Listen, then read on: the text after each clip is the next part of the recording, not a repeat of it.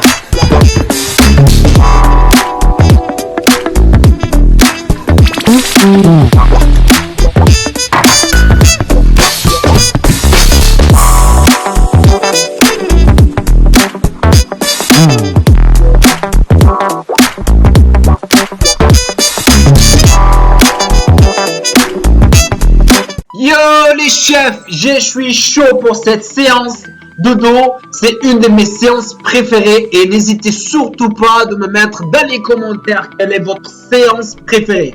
Je prendrai ici 3 dates, c'est de l'énergie éphémère puisque je ne prends pas de pré-workout. Les 3 dates, c'est ce qui vont me donner de l'énergie avant de débuter.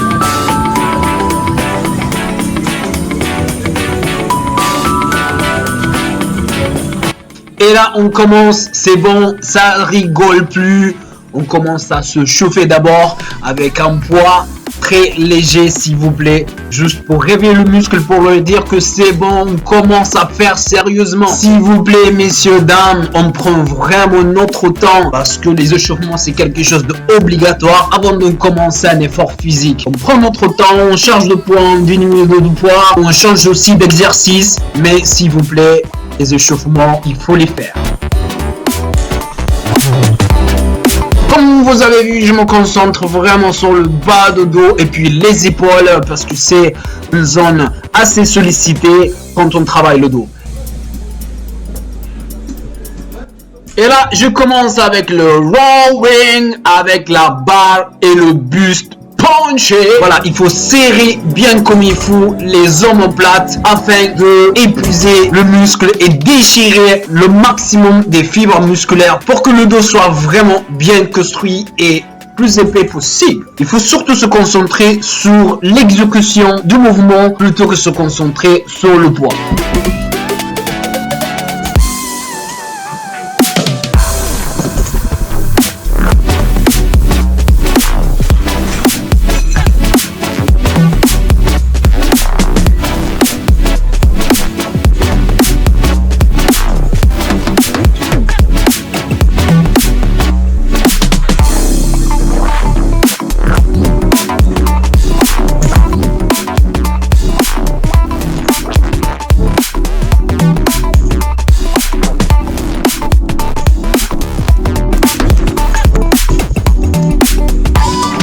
Et là, c'est un de mes meilleurs exercices préférés, c'est le soulevé de terre. C'est un exercice de base mais complet car il va cibler énormément de groupes musculaires. Les fessiers, les ischios, les trapèzes et d'autres groupes musculaires. Pour les chefs qui commencent de débuter et ils sont frileux, effectivement ça peut engendrer des problèmes à la colonne vertébrale si l'exercice il n'est pas bien exercé. Soit vous consultez quelqu'un d'expert dans la salle ou sinon demandez directement à un des coachs présents à la salle afin de vous assister et de faire ce mouvement que moi j'adore.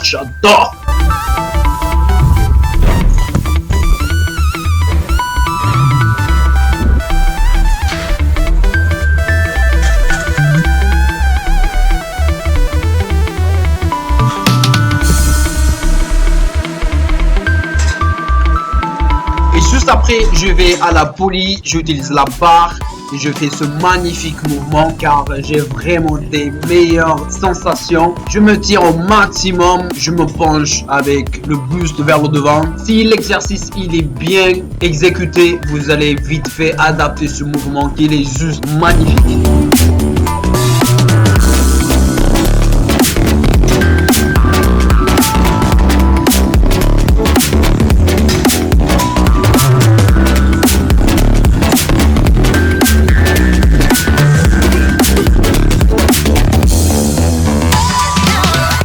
Toujours à la poulie, je vais faire du tirage poulie haute.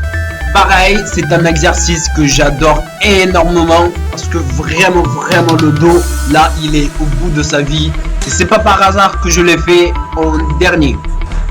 Et après, je vais terminer avec des mouvements très simples, avec des haltères.